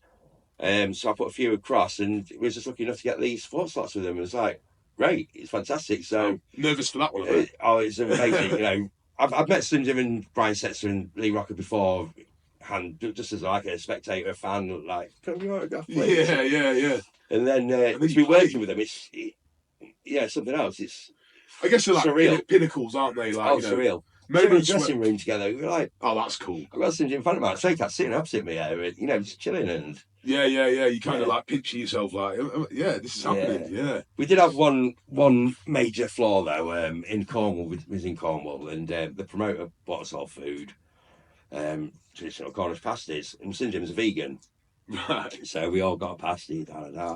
Luke, our drummer, went into the pasty thing, took Slim Jim's. So, imagine he wasn't very took the vegan pasty. Was it diva time? It was, yes. Yeah. It was. So the promoter was straight out down the road. Man, that's one of the most British things I've ever heard, man. You stole my vegan pasty. No, he wasn't happy. Pistols at dawn. He wasn't happy. He's hungry. He's been travelling hundreds of miles, so. Yeah, man. I mean, I guess like when Jeremy Clarkson punched that guy in that restaurant. Probably sold his vegan pasty or something. He's unreal. Only our drummer Luke could do that. Does he find himself like just being the unfortunate that pisses people off? Luke is that guy. If you're watching this, Luke, thanks. Like, you're that guy instead of me, mate. Exactly. Someone's got to be. Do you know what I mean? I'm normally the guy that falls over and makes a twat of himself in front of everyone. By mistake. We had the burlesque on and I ran up to adjust the lights and mate. And I tripped over a cable and I felt Lauren look at me going, please don't fall over, please don't fall over. I kind of stumbled forward and managed to catch myself. Thank you very much. Yeah, part of the act. Part of the act. I'm here all weekend. I'm quite good at that, falling over things. It's fantastic. Well, we're quite big, aren't we? So we're just naturally... That's it. Saying the wrong thing at the wrong time. Yeah. I'm really good at that. Yeah.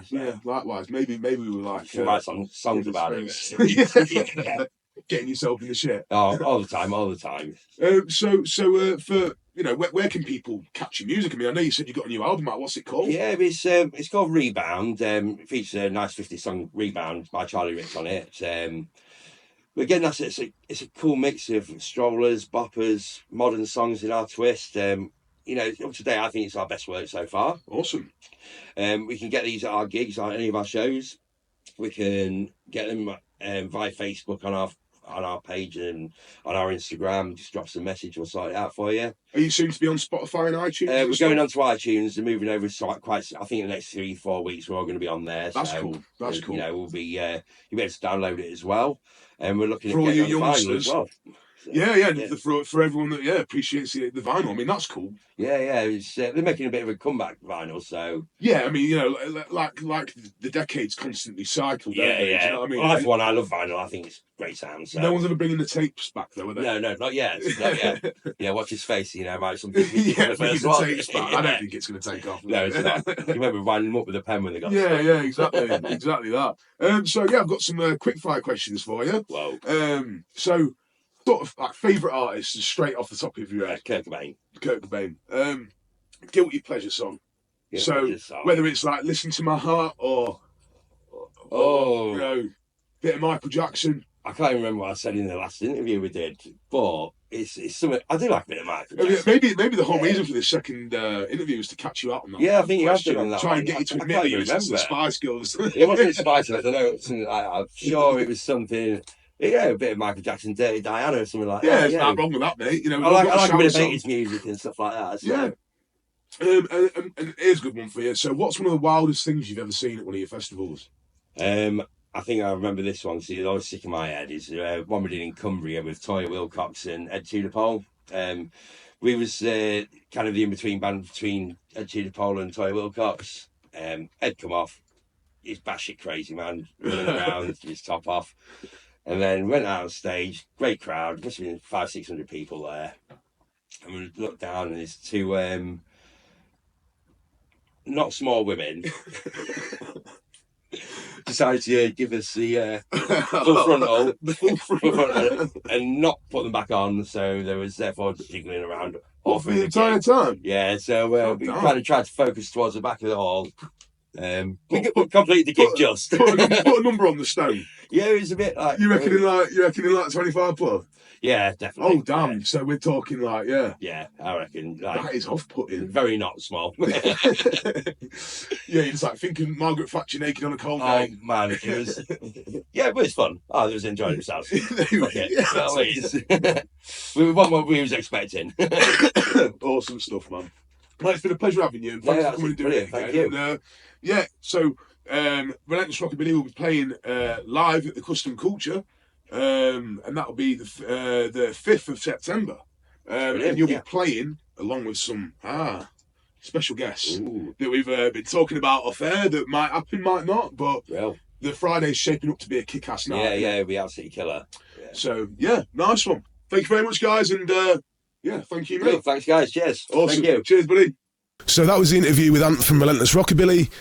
We hope you enjoyed it, and I hope you enjoyed the tunes as well. What an awesome band! And if you want to see them live, there's a ton of places to see them live because they're a very active band. But if you want to see them at the Kustom Kulture, then come on down, and they'll be playing live, and you'll be able to catch them then and catch up with them and have a chat and all that good stuff. So we're sort of coming towards the end now. of our first episode? Yeah, I think it was. I think obviously again, like everything, just like how we spoke about the show, that like you guys know the bits that you want to improve on, and like we're aware that the first episode is a bit stretched out. We kind of got an idea of where we want to take episode 2, and so on, and you know. Well, we've got interviews coming, and we'll have people coming into the garage and chatting with us, and be able to put them on the spot. Yeah. And shine a light on them and point fingers at them and stuff, and say what makes your head tick. Yeah. You know? Exactly. And like, what events are you at next? No, we won't. Don't be frightened off by that. We won't. But that's it. Josh doesn't bite hard. No. You know, he will give you a nibble, but he won't bite you hard. And thank you very much for listening. If you've listened this far, and awesome. Absolutely. And also, what are you on social media? Well, to be honest with you, I'm mainly on the Kustom Kulture Blastoff social media, which is it's the Kustom Kulture Blastoff. The _ Kustom Kulture Blastoff, yeah. And Josh is I'm on triple on Instagram _6_customs, and then Facebook is 666 customs, 6 with a number 6. So and I'm on Instagram danger_sign and just danger sign on Facebook. Awesome. Nice one, chaps. Yeah. Been a pleasure. Catch you soon. You have been listening to the Kustom Kulture Blastoff podcast. If you enjoyed this episode, make sure to subscribe and share it with your mates. Catch us next time for more stories from the custom scene, artist highlights, and behind the scenes look at everything that makes the KKBO so unforgettable. Keep it custom and catch you soon.